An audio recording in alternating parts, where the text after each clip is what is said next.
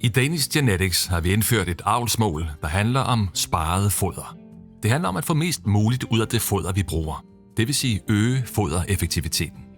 Hvis vi kan få mere ud af det foder, vi bruger, har det en positiv indvirkning på både økonomi og miljø. Økonomien, fordi omkostninger til foder står for omkring 60% af de totale omkostninger i en svineproduktion. Miljøet, fordi vi bruger mindre foder, og dermed belaster miljøet mindre, både med dyrkning af foder og transport af foder.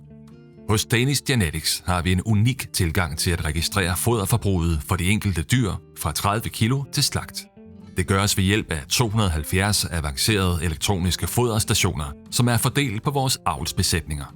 Det betyder, at vi indsamler 3 gange mere data end tidligere. Det gør os langt mere præcise i avlsselektionen, og dermed øges avlsfremgangen inden for foderudnyttelse.